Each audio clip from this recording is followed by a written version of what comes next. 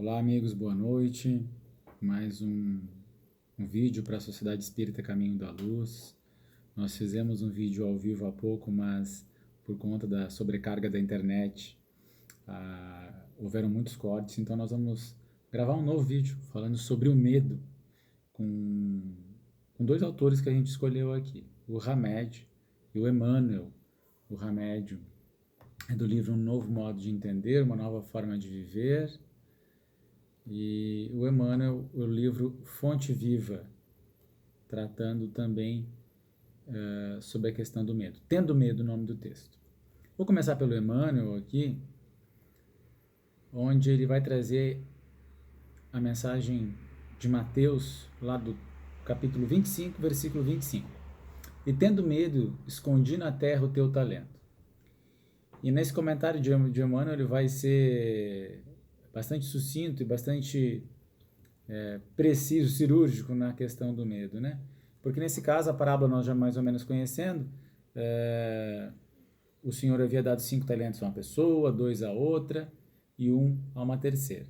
E essa terceira, por medo, enterrou o talento, por medo de perder. E aqui Emmanuel fala que na parábola o servo negligente atribui ao medo a causa de insucesso que ele causou aquela infelicidade ali. E ele ficou com medo de perder aquele talento, então acabou não aumentando, não multiplicando. E aí, quando essa passagem é desenvolvida, Emmanuel vai dizer que ela simboliza no mundo as pessoas que se recolhem à ociosidade, que acham que não têm os recursos necessários para ajudar as outras pessoas. E nós sabemos que a caridade pode ser feita de forma moral, além da material. E às vezes o que a gente acha que é pouco para uma pessoa é muito para outra. Então ele alega, né, que o medo da ação é uma forma que muitos se utilizam para ficar ociosos. Medo de trabalhar, medo de servir, de fazer amigos, de desapontar, de sofrer, medo da incompreensão, da alegria e da dor. Olha que interessante, porque parece que medo sempre é uma coisa ruim, não, às vezes a gente tem medo até de coisas boas. E acabam ficando muito sensíveis, no sentido até de suscetibilidade, né? Perdendo a noção de esforço próprio para enriquecer a sua própria existência. Na vida, agarram-se à morte. Na morte, confessam ter ele pela vida. Ou seja, se cria um paradoxo, né? Medo da vida, medo da morte. E a pretexto de serem menos favorecidos pelo destino, muitas vezes eles se transformam em campeões da inutilidade da preguiça, segundo o benfeitor Emmanuel. E ele vai dizer assim: se recebeste por mais rude tarefa no mundo, não te atemorizes à frente dos outros e faz dela o teu caminho de progressão e renovação. Por mais sombria seja a estrada a que foste conduzido pelas circunstâncias, enriquece-a com a luz do teu esforço no bem, porque ele não serviu como justificativa aceitável no acerto de contas entre o servo e o Senhor.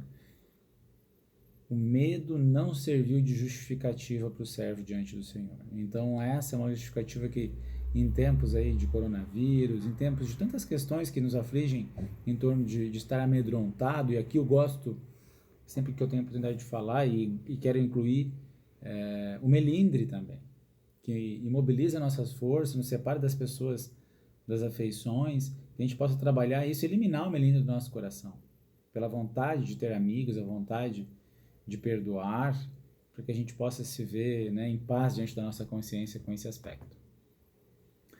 E o Hamed, gente, vai abordar aspectos que o medo pode gerar, alguns sintomas emocionais que o medo gera. E ele traz a mensagem de Paulo aos Romanos, lá no capítulo 8, versículo 31. Depois disto, o que nos resta dizer? Se Deus está conosco, quem estará contra nós? O medo pode ser definido como um estado psíquico de inquietação constante, agitação ou impaciência. A gente percebe isso, né, quando a gente está assim, diante de um perigo real ou imaginário. O medo racional é saudável e necessário em nossa vida. Muitas vezes o medo serviu de instrumento para a nossa conservação. Está lá no Livro dos Espíritos, quando vai falar do instinto de conservação. Existe uma necessidade da gente ter medo para a gente não ser sempre precipitado, né? E uma oposição interessante que eu vi à questão do medo, num documentário que eu assisti essa semana, é o amor. Ao medo se sobrepõe o amor. E é bem interessante essa colocação que a gente assistiu no documentário. E aí eles vão falar aqui de como isso pode desenvolver impulsividade. Se a gente não sente medo nunca, vai se sentir impulsivo ou vai ter atos irrefletidos. Então, não é a coragem, naturalmente, pensar, para lutar contra o medo tem que ter coragem. Não, tem que ter amor. Porque o amor ele vai utilizar a energia do medo de forma sublimada, não estagnante, não imobilizante, e vai anular os efeitos patológicos, sendo só um instrumento de aferição da realidade, de ponderação. Então o amor vai transformar o medo em ponderação, né? A paciência em ponderação. Eis alguns sintomas, então. Agitação mental, incapacidade de relaxar e silenciar internamente, sendo preciso reler a mesma página diversas vezes. Olha que interessante, quantas vezes a gente não está assim, gente, com essa agitação mental? Pode ser que a gente está desenvolvendo um sintoma desse melindre, desse medo. Pessimismo e insegurança, hesitação em face dos grandes problemas, mas também das pequenas decisões. Que roupa eu vou colocar? Fica ansiosa, se atrasa para o compromisso, ou fica ansioso, deixa de cumprir, né, tal protocolo de consideração e respeito. Tantas circunstâncias que fazem a gente se passar com o outro ou com as pessoas à nossa volta, né? E muitas vezes até perdendo a paciência com os entes mais queridos, porque a gente está estagnado dentro do medo, produzindo pessimismo e insegurança e ficando com dificuldade de tomar decisões. Dissociação mental, esquecer as coisas simples e naturais do cotidiano, onde botei a chave, qual o nome da pessoa que eu sempre converso, começa a perder essa conexão. Temos que trabalhar essa emoção de uma maneira melhor. Sugestão que eu achei muito interessante, que eu achei muito, muito bacana, é o amor. Colocar o amor, viver o presente, para que a gente possa ter a compaixão, porque também é um ato de compaixão a gente prestar atenção no próximo, né? Essa capacidade de olhar o outro como alguém igual a nós, que gosta de atenção. Às vezes nós estamos muito vinculados ao celular e acabamos deixando de lado as pessoas que estão na nossa frente. Daí a pessoa vai embora e fica com sentimento de culpa, né? Evitar esse tipo de situação. Agressividade exagerada. Olha só que interessante o que o Hamed diz. Irritação contínua com tendência a atacar gratuitamente os outros com ofensas e insultos. Irritação contínua com tendência a atacar gratuitamente os outros com ofensas e insultos. Eu vejo isso na internet constantemente. Pessoas, inclusive cultas, né, queridas, quando a gente conversa pessoalmente, parece que na internet elas se mostram extremamente belicosas e agressivas, com palavras de baixo calão, inclusive, mostrando que existe um medo muito forte dentro delas. E que às vezes a gente não sabe de onde vem essa irritação, né? Então a gente já pode pegar essa dica do Hamed e ver quais são os medos que a gente está enfrentando e se isso não é falta de confiança em Deus. Porque quem tem muito medo é porque não está confiando em Deus, né? Entre tantas possibilidades, né? Mas uma delas é essa, né? Estou com medo real, concreto, de uma ameaça à minha integridade física. Não, a gente tem os meios de procurar se proteger, né? Mas muitas vezes esse medo é imaginário, baseado no excesso de informação, em posições catastróficas, como se Jesus não estivesse no leme da terra, se nós não tivéssemos um anjo guardião que planejou a nossa reencarnação, não tivéssemos espíritos de altíssima envergadura governando as nações e todas as instituições, né? Então tudo está protegido pelos emissários de Deus, representados na terra de acordo com a sua hierarquia, com a sua necessidade. Então não tem nenhuma instituição que não está amparada pelo nosso Senhor Jesus Cristo, de modo que não vai acontecer nada que a gente não mereça, cabendo nós o exercício da caridade, né? O exercício constante do amor e da caridade. Vulnerabilidade, que é a sensação frequente de melancolia, com choro fácil, atmosfera de perseguição. Nem achar que não é tudo para nós, né?